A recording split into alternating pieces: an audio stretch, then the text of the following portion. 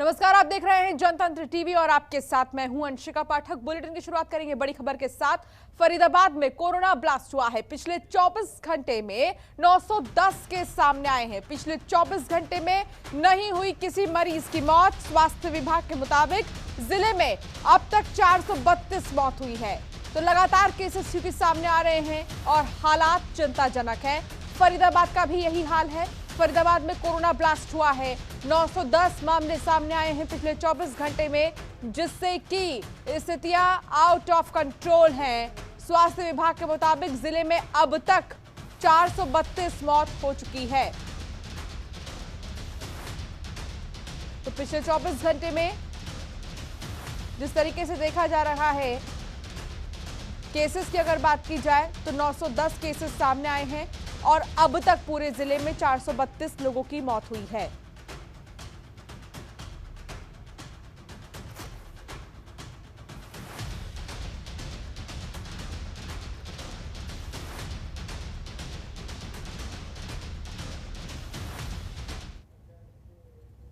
तो पूरे देश के साथ साथ दिल्ली से सटे फरीदाबाद में भी कोरोना का कहर कम नहीं है। लेकिन कोरोना महामारी के दौरान फ्रंट लाइन में आकर काम करने वाले सफाई कर्मचारी इन दिनों कोरोना की चपेट में लगातार सामने आ रहे हैं। आपको बता दें कि कोरोना की नहीं बल्कि वेतन न मिलने की मार भी वो झेल रहे हैं, जिसके चलते सफाई कर्मचारी पिछले 4 दिन से नगर निगम में प्रदर्शन कर वेतन देने की मांग कर रहे हैं। लेकिन कर्मचारियों का आरोप है कि उन्हें वेतन देना तो दूर, नगर निगम के कमिश्नर यशपाल यादव ने आकर उनसे बात भी नहीं की है, जिसके चलते उन्होंने चेतावनी दे दी है कि जब तक उनका वेतन नहीं मिलता तब तक उनका धरना प्रदर्शन जारी रहेगा। तो वहीं उन्होंने आरोप लगाया है कि 1994 में नगर निगम बना था, तब फरीदाबाद बहुत ही मजबूत नगर निगम था, लेकिन अब नगर के भ्रष्ट अधिकारियों के चलते नगर निगम की हालत काफी खस्ता है। यहां तक कि नगर निगम के भ्रष्ट अधिकारियों के चलते 200-200 करोड़ के घोटाले भी हो रहे हैं।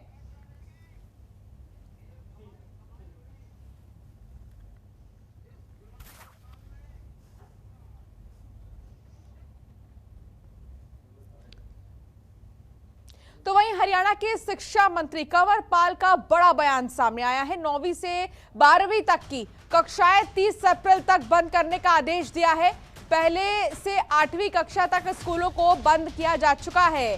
प्रदेश में बढ़ रहे कोरोना के केस की वजह से यह फैसला लिया गया है और 9वीं से 12वीं तक की जितनी भी कक्षाएं हैं उन्हें बंद करने का अब फैसला लिया गया है।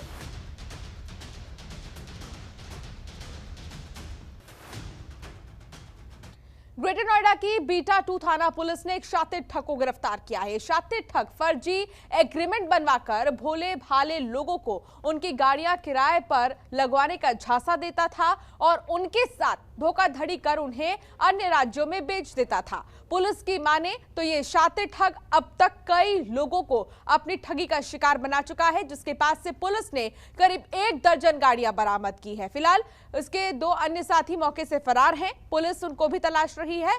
ग्रेटर नोएडा के एडीसीपी विशाल पांडे के मुताबिक इन सभी लोगों का आपराधिक इतिहास खंगाला जा रहा है कि ये अब तक कितने लोगों को अपनी ठगी का शिकार बना चुके हैं और किन लोगों को ये फर्जी कागज तैयार कर गाड़ियां बेच देते थे। पुलिस की टीम 2 अन्य आरोपियों को गिरफ्तार करने का प्रयास अभी कर रही है।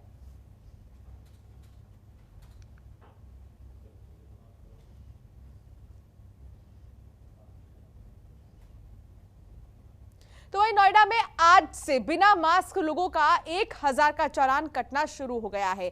सीपी आलोक सिंह खुद अलग अलग जगहों का जायजा ले रही हैं। तो वहीं नोएडा के सेक्टर 18 में कमिश्नर की मौजूदगी में अभियान चलाया गया, जिसके तहत पहली बार बिना मास्क पहने जाने वाले पर 1000 का चालान काटा जाएगा। तो वहीं दूसरी बार में 10,000 का चालान काटा जाएगा, यानी कि सीधा 10 गुना ज्यादा। इसके साथ ही आम लोगों को मास्क लगाने के लिए जागरूक किया जा रहा है, जिसके लिए सीपी, जेसीपी और डीसीपी समेत सभी अफसर सड़कों पर उतर आए।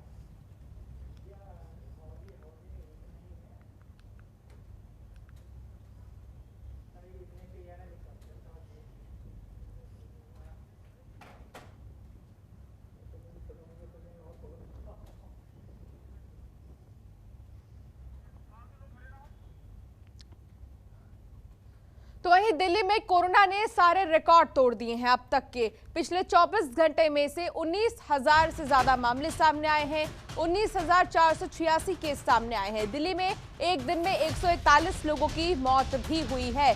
जहां एक तरफ पहले राजधानी दिल्ली में 10,000 से नीचे मामले सामने आ रहे थे, वहीं कुछ समय बाद 10,000 से ऊपर मामले सामने आने लगे। उसके बाद ये आंकड़ा 15,000 तक पहुंचने लगा और अब 20,000 के करीब ये आंकड़ा पहुंच गया है। और ऐसे में हालात बहुत ज्यादा चिंताजनक है। लेकिन इसी को देखते हुए मिनी लॉकडाउन की घोषणा कर दी गई है। शनिवार और रविवार राजधानी दिल्ली में लॉकडाउन रहेगा और कर्फ्यू का भी ध्यान रखना होगा जो लोग बाहर निकल रहे हैं। इसके साथ ही आपको बता दें कि मास्क पहनना अनिवार्य है।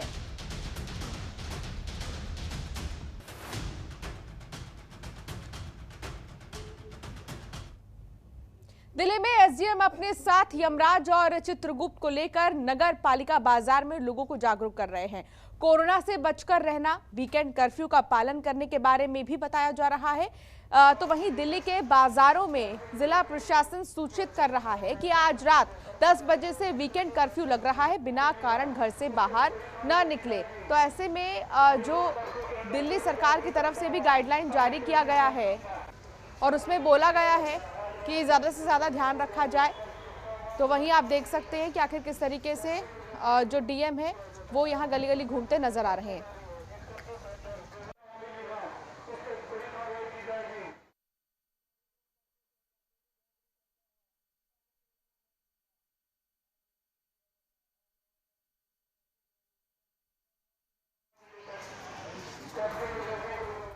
तो लोगों को कोरोना के प्रति जागरूक किया गया है। वीकेंड कर्फ्यू के बारे में भी सूचना दी जा रही है। डीएम की तरफ से लोगों को जागरूक किया गया।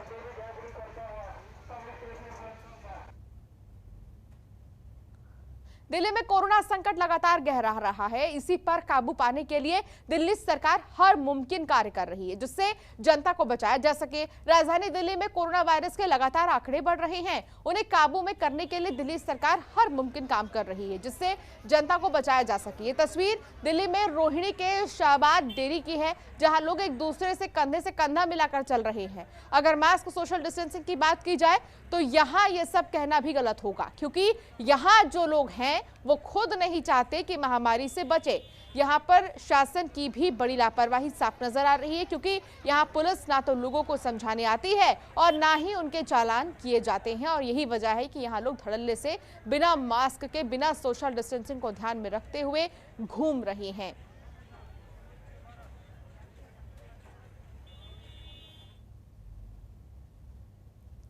दिल्ली के नजफगढ़ इलाके में आए दिन हो रही चोरी की वारदात से परेशान एक व्यक्ति ने चोरी की शिकायत दर्ज करवाई है जिसके बाद पुलिस ने पड़ताल करते हुए चोर को सामान समेत दबोच लिया है। बताया जा रहा है कि ये चोर पिछले कई सालों से चोरी की वारदात को अंजाम दे रहा था जो कि अब पुलिस के हाथ लग गया है। हालांकि ये पहले भी जेल जा चुका है लेकिन चोरी की वारदात को अंजाम देना नहीं छोड़ा। तो वहीं अब आरोपी से चोरी का सामान बरामद कर मुकदमा फिलहाल उस पर दर्ज कर लिया गया है।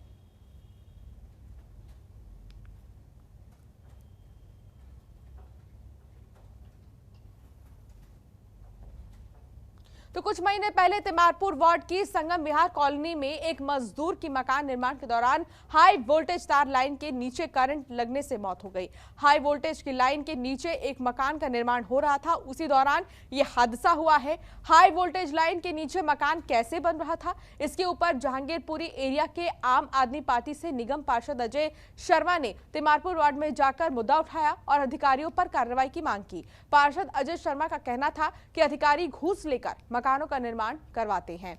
आम आदमी पार्टी पार्षद अजय शर्मा ने इस मकान का मुद्दा सदन में भी उठाया लेकिन मुद्दा उठाने के बाद फिर से ये मामला ठंडा पड़ गया जिसके बाद तिमारपुर वार्ड से कांग्रेस नेता कप्तान सिंह सांगवान ने भी आम आदमी पार्टी के निगम पार्षद अजय शर्मा पर सवाल उठाए और कहा कि यहां आकर मुद्दा उठाना उनकी मंशा दूसरी थी। दोषी को सजा मिलनी चाहिए थी लेकिन सजा न दिलवाकर सिर्फ सदन में ही मुद्दा उठाया गया। यानी एक तरीके से बस आरोप प्रत्यारोप का दौर चल रहा है और राजनीति हो रही है। तो वहीं आम आदमी पार्टी के भी कई पार्षदों की तरफ से आरोप लगातार लग रहे हैं। अब देखने वाली बात यह होगी कि अरविंद केजरीवाल भ्रष्टाचारियों के खिलाफ कार्रवाई करते हैं या नहीं करते हैं। देखिए, मुझे एक पत्रकार के माध्यम से पता लगा था। मैं वहाँ पे जब गया था तो मैंने देखा था एक छोटा सा मकान था, गरीब इंसान का किसी का मकान था, और मैंने उसी टाइम वहाँ पे SHO को फ़ोन किया था, थाने SHO को फ़ोन किया था। मैंने कहा उस पर FIR करो। तो मुझे पता लगा कि भाई कहीं ना कहीं ऊपर से हाई टेंशन की लाइट जा रही थी। तो फिर मैंने वहाँ पे बिल्डिंग के SC से, मीना जी से भी बात करी थी, मैंने जी SC से बात हुई है, और मैंने ये हाउस के अंदर भी मुद्दा उठाया था। अब सरकार के अंदर BJP सरकार बैठी है, मेरी जितनी जिम्मेदारी बनती थी, हालांकि वो मेरा वार्ड नहीं था, फिर भी मैं वहाँ पे गया था।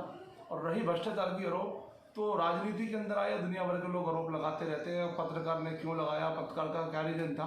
पत्रकार ने एक वीडियो मुझे भेजी पहले कि मैं ये वीडियो चलाने जा रहा हूँ, तो मैंने चलाई है। देखिए, अगर मैं बेगुनाह हूँ, मेरे ऊपर मैंने कुछ गलत काम करा नहीं, तो मैं क्यों डरूंगा? आप 36 वीडियो चलाइए, अगर आपको कोई प्रूफ है तो मैं इस्तीफा देने को तैयार हूँ। अगर आप 1% भी साबित कर दो कि अजय शर्मा ने 1 रुपये का भी भ्रष्टाचार किया है, तो उसी टाइम इस्तीफा दे दूँगा। दबाव बनाना चाहिए यदि कोई गलत काम कर रहा है तो, लेकिन मुझे लगता है कि आम आदमी पार्टी के जो निगम पार्षद आप बता रहे हैं, उनको तो इस क्षेत्र की ज्ञान है नहीं, ना वो इस क्षेत्र के, उनकी मंशा थोड़ी दूसरी थी। इसलिए हमने भी, निगम पार्षद जी ने भी टोका कि भाई आप क्यों खामखा इंटरफेयर कर रहे हो, और क्यों यदि हाई टेंशन से मजदूर मारा गया है तो यदि कोई दोषी है तो उसको सज़ा मिलनी चाहिए। आप उसको बचाने का काम मिली भगत करके कुछ कर रहे हैं। तो ये मेरी बात समझ से परे थी। हमने उसको भी बोला था कि भाई आप अननेसेसरी रूप से, यदि कोई कहीं कहीं गलत काम हो रहा है, आप आइए, हम भी आपका साथ देंगे।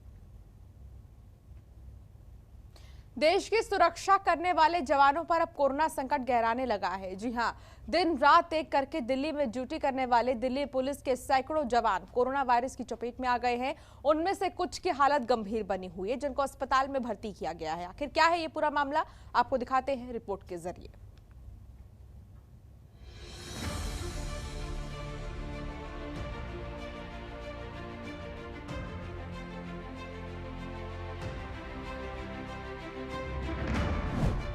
दिल्ली में कोरोना की खतरनाक रफ्तार।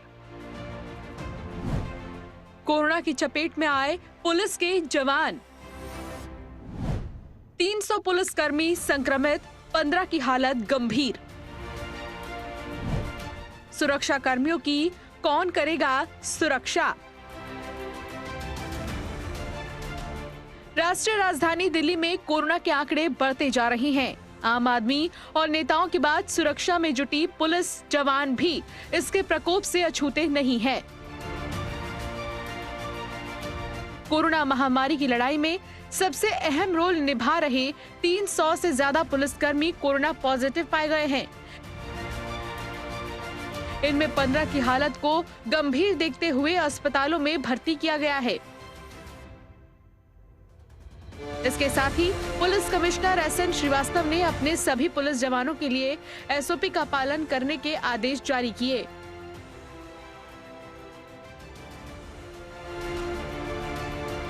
दिल्ली में हर दिन हजारों की संख्या में सामने आ रही कोरोना पॉजिटिव मरीजों के बीच अब जवान भी कोरोना का कहर झेल रहे हैं।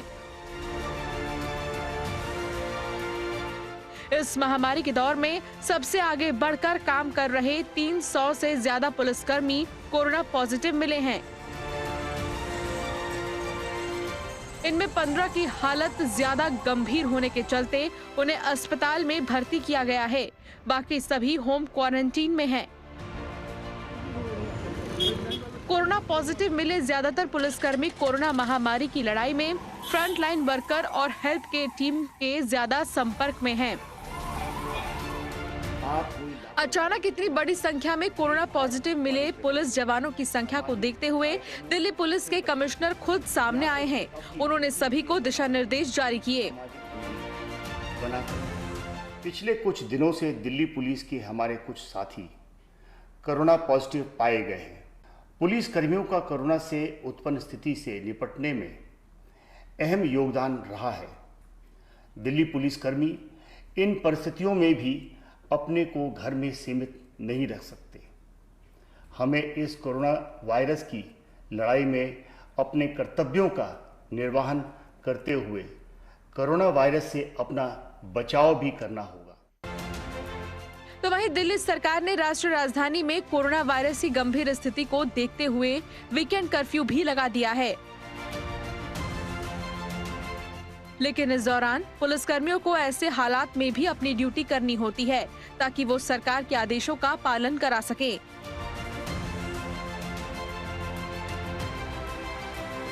ऐसे में इन लोगों का संक्रमित हो जाना चिंता का विषय है। जनतंत्र टीवी के लिए जुबैर खान की रिपोर्ट।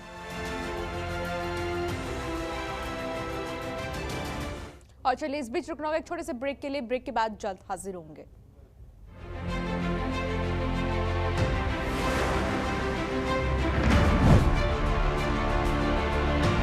आपके घर के खाने में रेस्टोरेंट जैसा स्वाद ले आए MDH का शाही पनीर मसाला। पनीर को क्या मस्त बना डाला।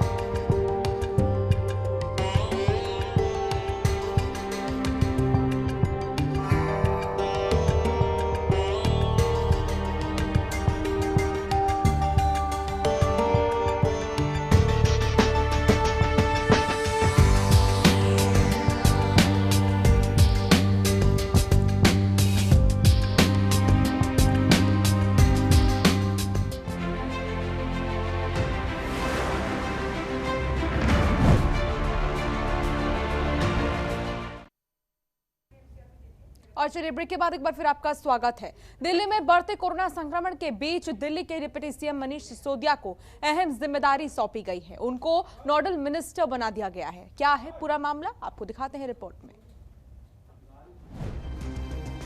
दिल्ली में कोरोना का कहर, मनीष सिसोदिया बनाए गए नोडल अधिकारी। सिसोदिया अब मंत्रियों के बीच करेंगे संयोजन।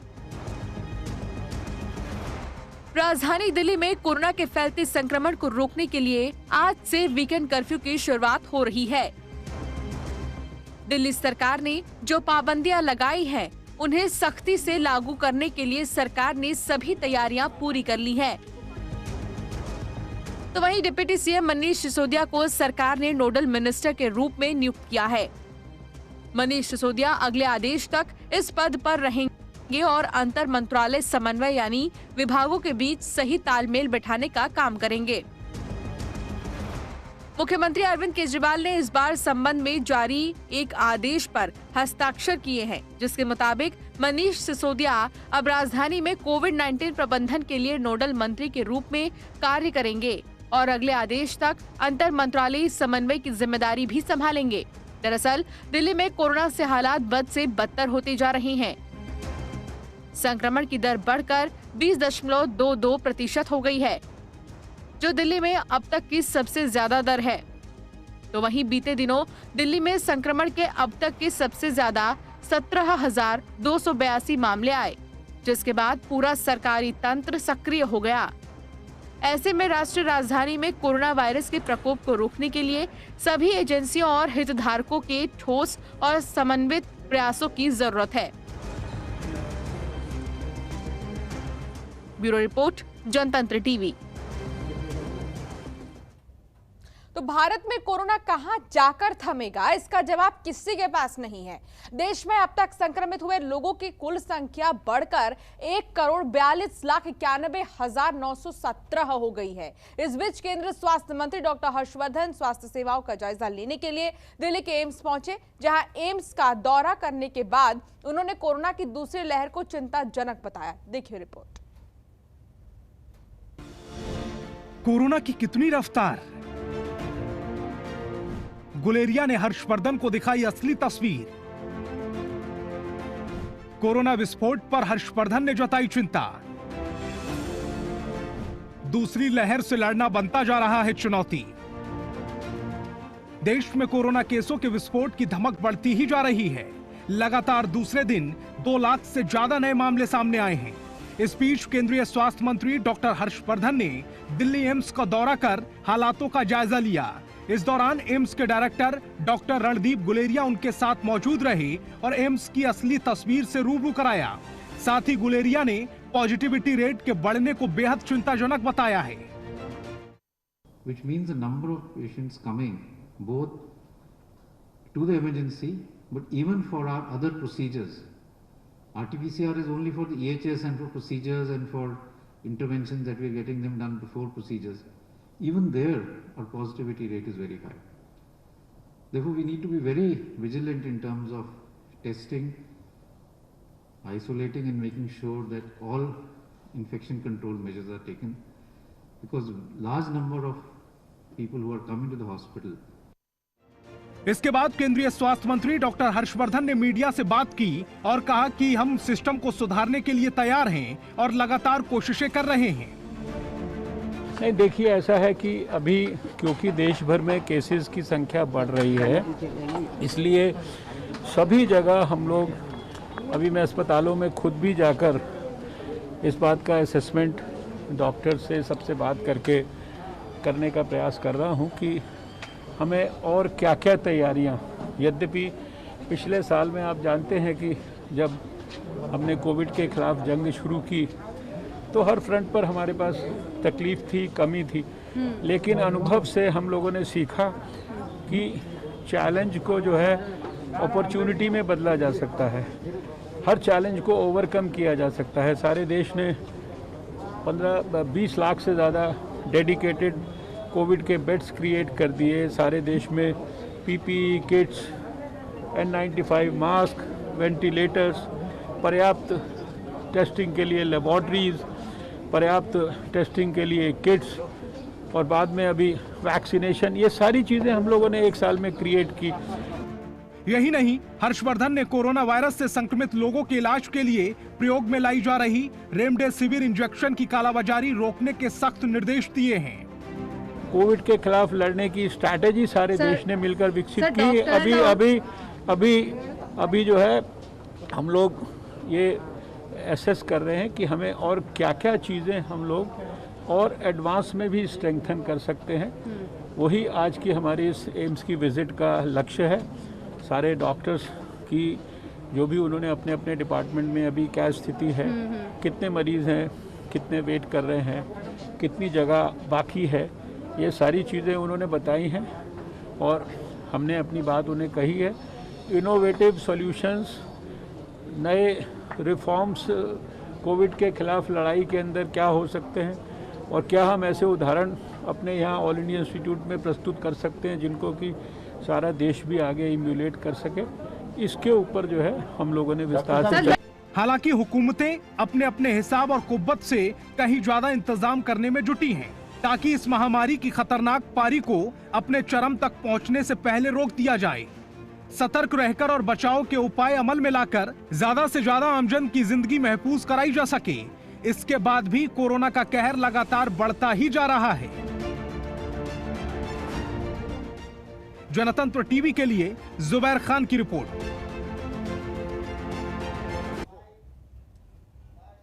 और चलिए इस बुलेटिन में फिलहाल इतना ही। आप बने रहिए जनतंत्र टीवी के साथ। नमस्कार। खबरों के निष्पक्ष विश्लेषण के लिए सब्सक्राइब करें Jantantra TV and press the bell icon. Never miss any update.